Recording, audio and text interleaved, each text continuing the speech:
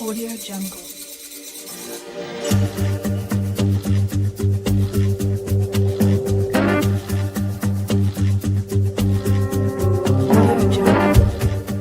I am the Divine Prince, Emmecca, Pan-African Spiritualist, Practitioner, Author, Advisor, Elagoon, Oloye, Hoodoo, Obeya, Bokur.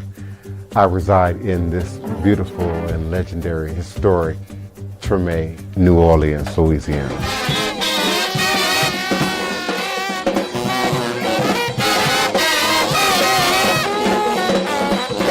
So join me as I share food, music, culture, tradition, the rhythms, and the flavor of New Orleans voodoo. Respect the voodoo.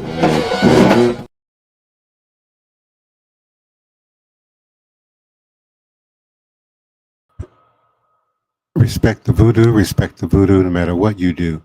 Respect the voodoo. Divine, all blessed, peace and love, joy and prosperity, greetings and salutations to you and yours. It is another edition of Revolutionary Hoodoo, New Orleans Voodoo Secrets and Recipes. Sponsored by, supported by, promoted by NOIVD, New Orleans International Voodoo Day. We continue to invite you and support you in supporting us in participating and becoming a part of this powerful legacy by visiting us at www.voodooday.org. Again, it's www.voodooday.org, VODOUDAY.org. Remember that all is truly and indeed a blessing.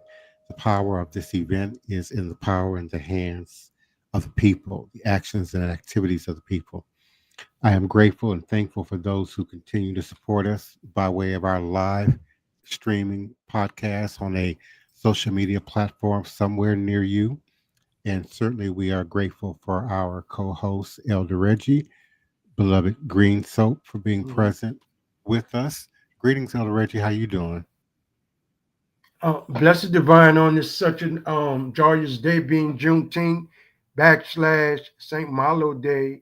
I've been on Instagram just following some of the events around the country, and it's been a real nice welcome day. How you doing today, Divine? Yes, indeed. All is a blessing. Mm-hmm. Listen, I didn't want to, take off. This is not a holiday that I think we should take off for. So we're here, but I want to share two really powerful videos. The first is being offered by Elder Reggie about Thank you, Divine. maroon culture. I believe it's about maroon culture, right? Yeah, and also St. Malo also. Mm-hmm. Mm-hmm. And we'll start with that, and then we're going to go into another powerful and historic video. All is a blessing. Yes.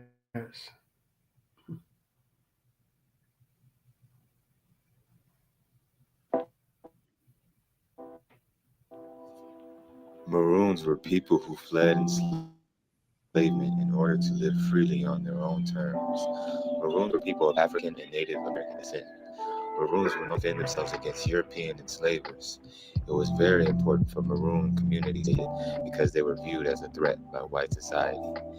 During the transatlantic slave trade, Maroon communities were erected all throughout the Western Hemisphere. There is less content regarding Maroons in the United States, but they certainly existed. Take the San Malo Maroons, for example. They were a group of about 50 people who escaped from enslavement, living independently in the swamp areas of Louisiana. A Maroon king named Juan San Malo, or Jean San Malo, was their leader. He and his people defended their territory and protected one another from slave catchers. They were fishermen, hunters, and agriculturalists. They made products from their cultivations and sold them in the New Orleans street markets during the nighttime. Another avenue of income was in delivering their cut and squared cypress logs to mill owners. In turn, they made money which was invested in muskets, bullets, and gunpowder. The San Malo Maroons secretly worked in collaboration with people who were still working on plantations. This way, they could stay up to date on any important happenings in their area and receive any necessities that were missing at their base. The network was also a means of keeping in contact with loved ones who were still enslaved. In 1784, a series of uprisings had occurred, and Spanish authorities had gotten word that San Malo's maroon settlement was the influential factor for this rebellion. With this information, the Spanish paid spies to weed out the Maroons. San Malo and many of his comrades ended up being captured along with women and children. San Malo and his fellow Maroons were hanged. The women and children were severely whipped. San Malo's wife would survive, along with the memory of Juan San Malo and his brave fighting spirit.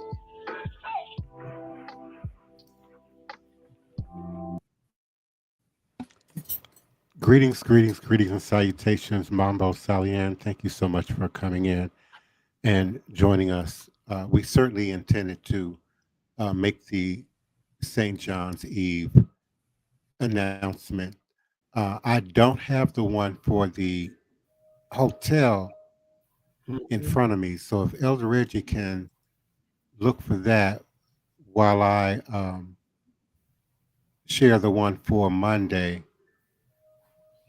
I would certainly appreciate that. Mm-hmm.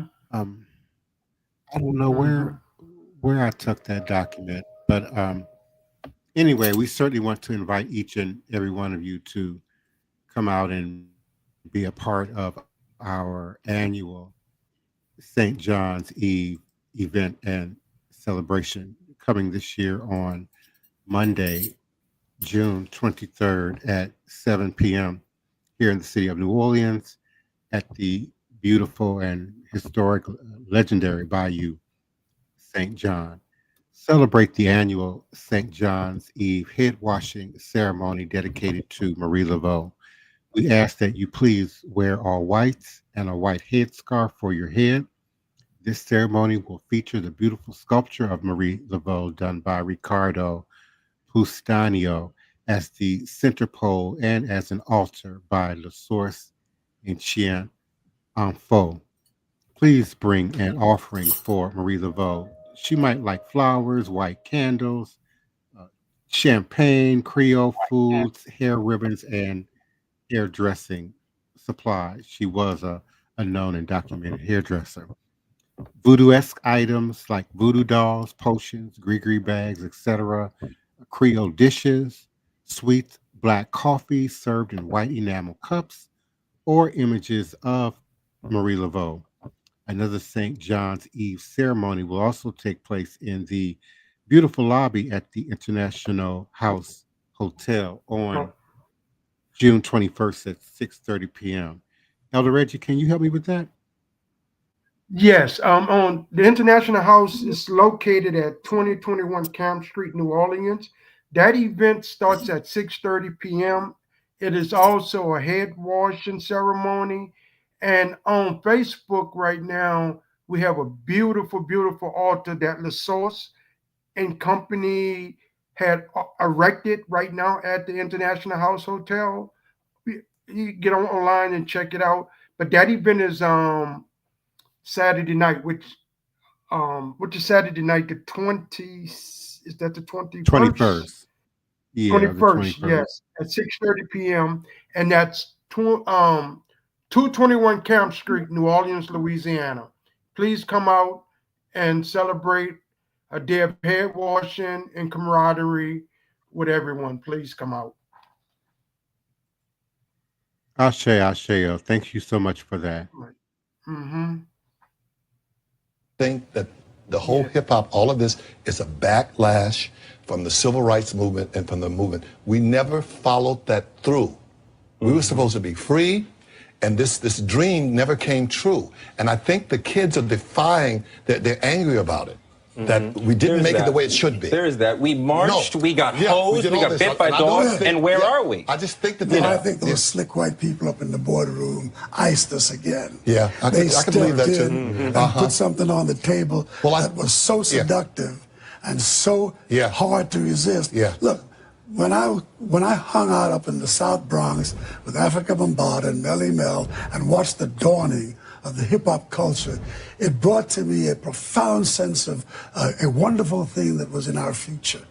This was an articulation that was just absolutely stunning. Yeah, and then it came all ugly. of a sudden one day somebody came up and jingled 30 pieces of silver. And all of a sudden many began and that institution of rape and profiting stepped in and corrupted and turned that thing into another being. Now, I must ask you, are you saying that the white music community understood that there was a place for this music, and they directed these young black people?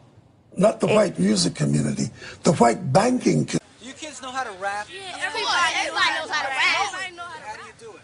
Well, there was five MCs and one DJ, and if you want a battle, we'll blow you away. Well, I'm Little G, and I'm Easy T, and I'm a cool colored brother, MC Chili T, and I'm ST, and I'm a Vichy Dre, and I'm Reggie. Well, it's the capital L-I-T to L-E, but it's really no fun without the G-double-E. Far as I'm concerned about Easy T, he's the business cool brother to rock with me. I said E-A-S-Y, the T-E-E, and I rock in your house, will I rock your body? Well, I'm on and on and on and on.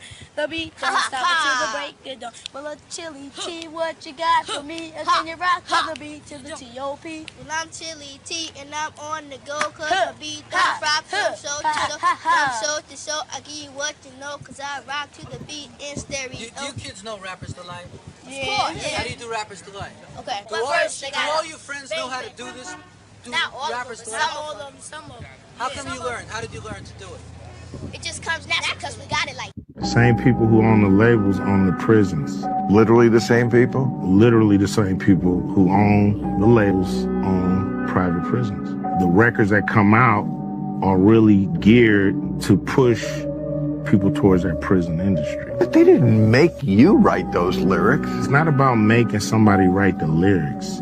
It's about being there as guardrails to make sure certain songs make it through and certain songs don't. Some records are made by committee, meaning record company guys sit around and tell the artist, this is hot, say that, do this. We're gonna have this guy write the lyrics. We're gonna have that. You have, the record company pushing the narrative. Some social engineering going on here to make sure those prisons stay full. John Holmston, a retired CIA agent, has admitted on national Russian television that the CIA was behind the creation of the 1980s hip-hop scene and financed major hip-hop acts including NWA, Africa Bambaataa, and Grandmaster Flash and the Furious Five.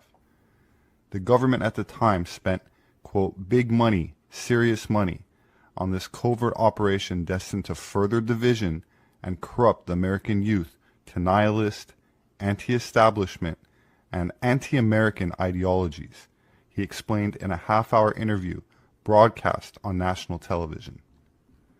Famous hip-hop songs of the legendary hip-hop outfit NWA were even scripted by a team of psychologists and war propagandists of the CIA.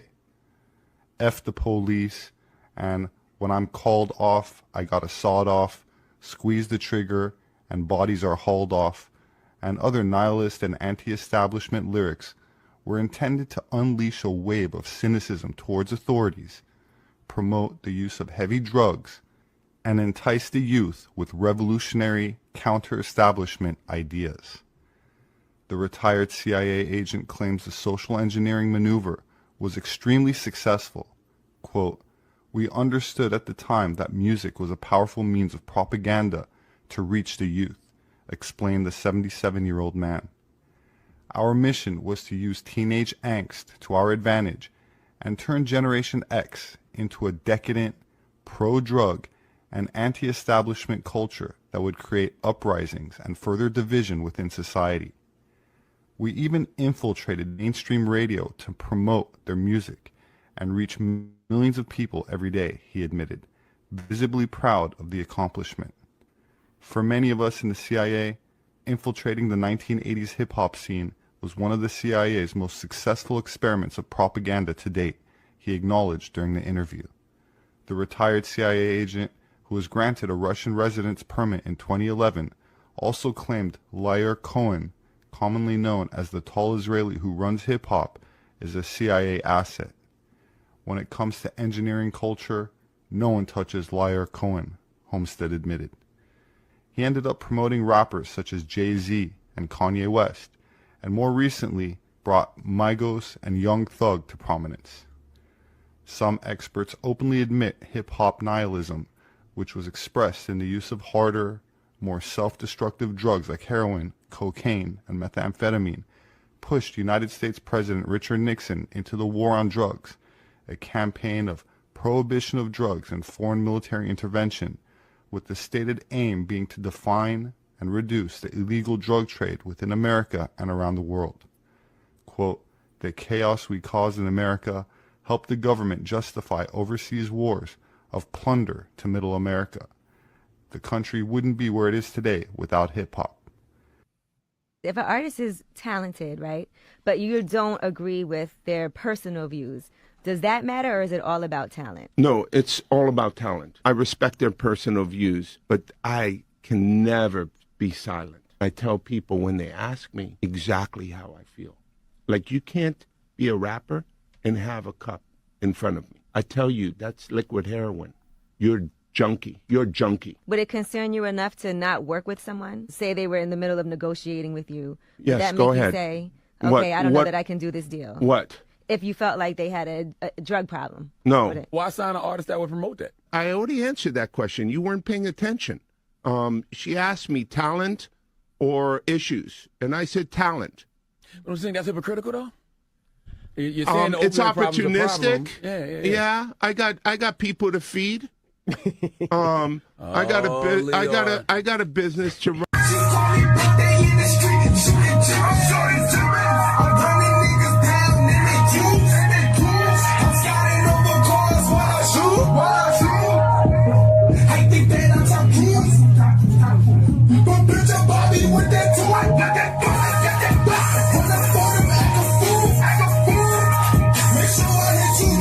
This guy right here, is this Mr. Leroy Cohen? Now, why am I showing you Mr. Leroy Cohen? Well, stay with me here and let me really open your eyes, and then share this so everybody else can see as well. See, nobody's been talking about old P. Diddy as of lately, right? But there was a specific individual's name that was brought up in the case with P. Diddy that was actually dropped as of recently as well. His name was Mr. Lucian Grange, you know, the CEO of Universal Music. But as you can see, Leroy Cohen is the head of music at YouTube and Google, and is widely regarded as one of the modern music business's most powerful executives. Can you guess where he's from? Yeah, you probably guessed right, but let's get a little bit of background about Leroy Cohen, right? Prior to taking his position at YouTube, Cohen worked on the label side of the music industry at companies including Warner Music, that one's very important, Def Jam, ironically, Island Def Jam, and 300 Entertainment. And as president of Island Def Jam, Cohen was responsible for labels including Rockefeller, American Recordings, and Roadrunner Records. And artists under his watch at Island Def Jam included Jay-Z, Bon Jovi, Ludacris, and Mariah Carey. All very interesting names I'm sure we're all aware of.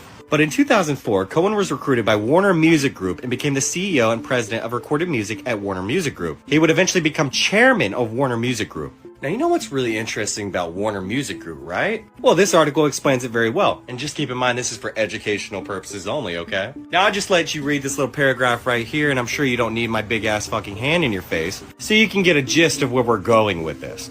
In 2001, CoreCivic, formerly known as Corrections Corporation of America, the biggest name in the private prisons industry as we should all know, contacted 48 states offering to buy their prisons. There was one requirement of eligibility for the deal that was particularly strange. In quotations, an assurance by the agency partner that the agency has sufficient inmate population to maintain a 90% occupancy rate over the term of the contract. You see where I'm going here? In the year 2012, a mere 232 media executives in the U.S. were responsible for controlling all avenues necessary to manufacture any celebrity and spark any trend. Time Warner, which we just read about Leroy Cohen and Time Warner, right? As the owner of Warner Brothers Records, could not only sign an artist, but since they are also owners of Entertainment Weekly, They can also put an artist on the cover of magazines by next week. And as you can see, supposedly the largest owner of CoreCivic, formerly Corrections Corporation of America, is Vanguard Group Incorporated. Not that that's really of no surprise, but Vanguard is the #1 largest shareholder in both Viacom and Time Warner as well. Vanguard is also the largest holder in the GEO Group, the second largest owner of private prisons in the entire USA. And I'm sure it's no surprise that majority of rap artists nowadays just so happen to be rapping about one specific thing.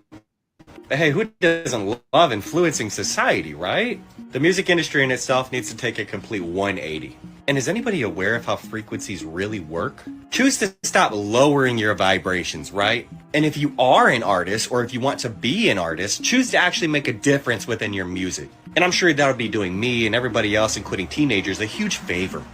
The letter is the secret meeting that changed rap music and destroyed a generation. Damn. So it says, hello.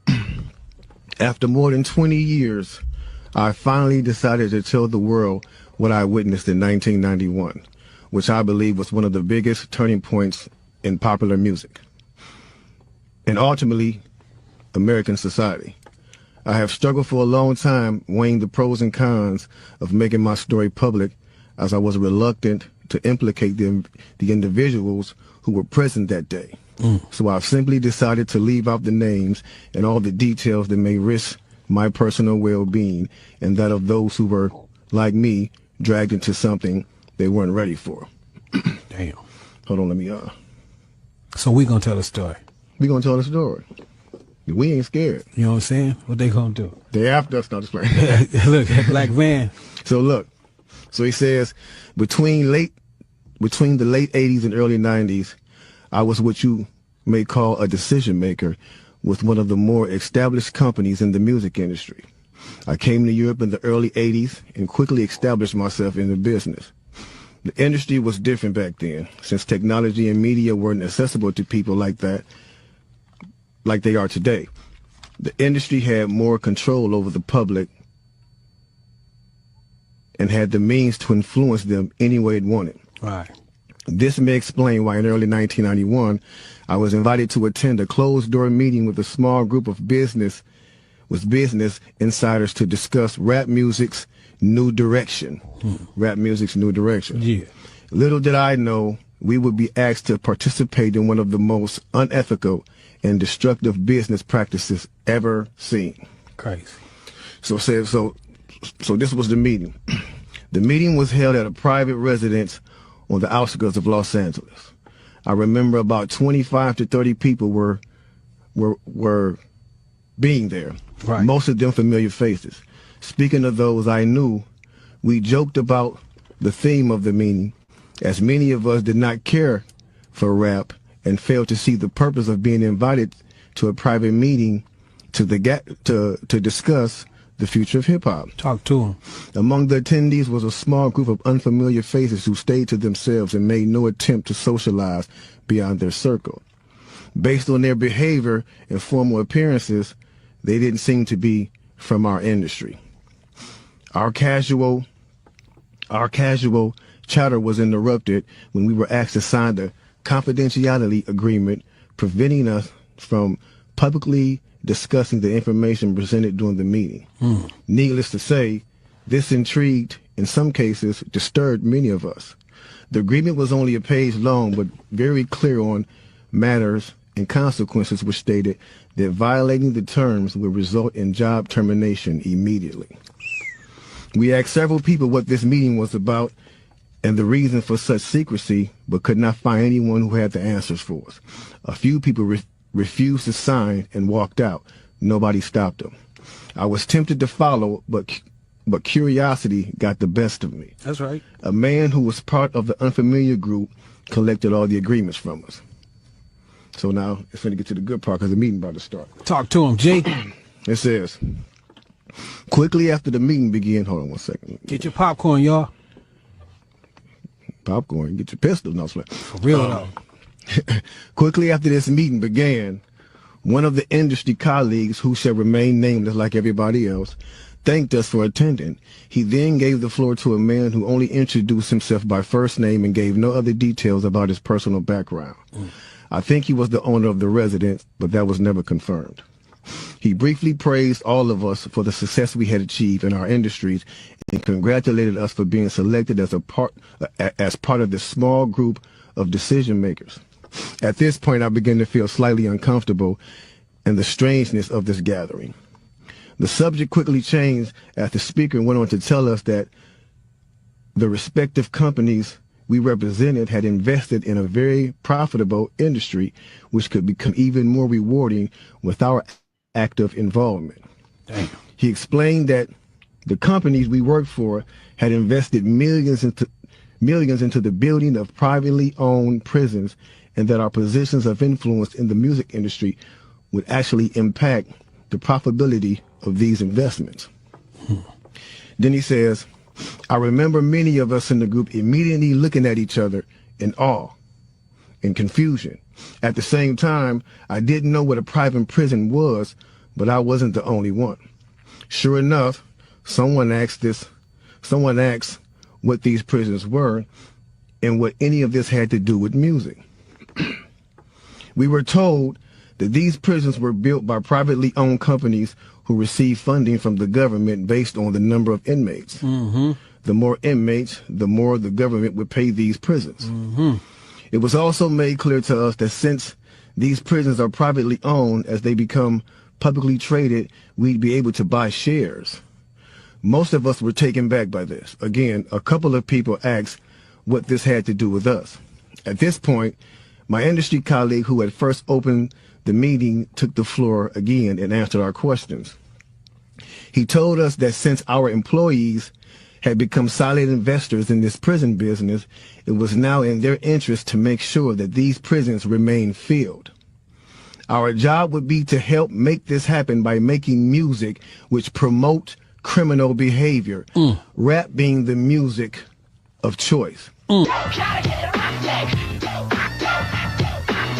need a roughneck. I need a dude with an attitude who only need his fingers with his food. Corking, not sagging, Timbo dragging, fronting in his ride with his homeboy Brad. Need a soldier, and he's scared to stand up for me.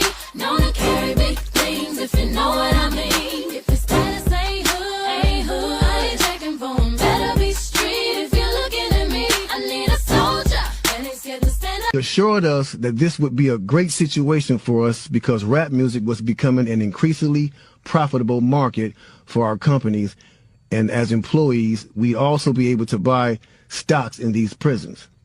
Immediately, silence came over the room. You could have heard a pin drop. I remember looking around to make sure I wasn't dreaming and saw half of the people with dropped jaws. My daze was interrupted when someone shouted, "Is this a fucking joke?" At this point, things became chaotic. Right. Two of the men who were part of the unfamiliar group grabbed the man who shouted and attempted to remove him from the house.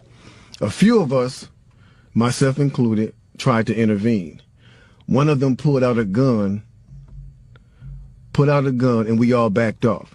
They separated us from the crowd, and all four of us was escorted outside. My industry colleague, who opened up the meeting earlier, hurried out to meet us and reminded us that we had signed an agreement and would suffer the consequences of speaking out about this publicly, or even those who attended the meeting. Damn. I asked him, why was he involved with something so corrupt? And he replied, it's bigger than the music business and nothing we can do. And, it's bigger than the music business and nothing we want to challenge without risking consequences. We all protested as we walked back into the house. I remember word for word the last thing he said. It's out of my hands now. Just remember you signed an agreement. He then closed the door behind him. The men rushed us to our car and actually waited until we drove off the property. Damn. So this meeting, bro. Now that's a lot for a meeting right there. Oh yeah, definitely. And this person later on, he said, this person actually ended up leaving the music industry after this happened. A few years after this, he ended up leaving the music industry. Okay. And he said he just over the years he just felt guilty because he said as he sat back and he watched these plans come to a reality over 2 decades, he sat back and was like, wow, they really pulled it off. Yeah. they really pulled this off. He was like, they were told not to sign any more political rappers, any more rappers that had messages in their music. No positivity. It was all to be gangster rap music that they promoted and put out. So if you wonder where Brand Nubians went, where Pro Righteous Teachers went, where Public Enemy went, where KRS-One went, and all sorts of groups like that was talking, even Queen Latifah and Moni Love and those, you know, everybody. It's a back door. Yeah, anything that was harmless, fun rap, you know, anything that had a message in it had to go. Yeah, that's why if you even notice though, we talk about that all the time. Even be brief with it, you know what I'm saying? Those charms that came out like maybe in 1988, 89, the African charms, those they lasted for about 2 years and they disappeared real quick, you know what I'm saying? Yeah, definitely. Now, after reading all this, you know, it actually made me feel a few different ways. The first emotion I felt was shocked, because I was definitely taken back by this, just knowing the level of evil that's involved by even thinking of a plan like this. You know what I'm saying? The second emotion I felt was anger. Anger because it's not enough for them to exploit our culture and make all the money off of it. Mm-hmm. Because let's keep it real, the industry has never been favorable towards the artists. Never. But they're going to go beyond the artists to get the artist to influence and lure in the consumer, which they knew at the time were mainly minorities. Yep. In other words, keep promoting gangster rap so that the youngsters will be influenced by them, which in turn will incite them to want to act like them, and it's a very good chance they'll end up in their prison. Yeah. So they're getting paid twice. They're getting paid from the artists they signing, and then they're getting paid from the people that these artists influence that goes to prison trying to be like these artists. Yeah. So they making a killing. A killing. They're using the music business to promote their private prison business. My man is right there talking that right. 1988, a man named Tom Beasley, man. That's the co-founder of the corrections for Corporation of America. That's the CCA. You know what I'm saying? Excuse my French. I'm reading this thing right there real quick. It's the CCA. So in 1988, he founded that, and this is in straight concert with the same thing. So it's like the music business. You do what you do on your side, and over here with the correction facilities, we're gonna do on this side and now in 1970 there was 500 prisons. You know what I'm saying? Only 500 prisons in the United States. To this day, there's 1,700 prisons right now. That means big business. I'm talking about that done flippled over. You know what I'm saying? If flippled over is a word. Because they're making a lot of money off of these things per inmate. You know what I'm saying? So getting with the same thing of the music, it all went hand in hand, and we just partying at the same time. So us as the artists is the tool they use. Yeah. The music is the bait. Yep. And the young consumers are the prey. It's a cold game. Cold game, bro. Cold game. Then I felt sad. Sad because everything we seem to try to create, we always seem to give it away. We're always being tricked and deceived into believing that they have our best interests at hand, when clearly they never have and they never will. They never will have our best interests at hand. It's blow after blow after blow after blow. Nick.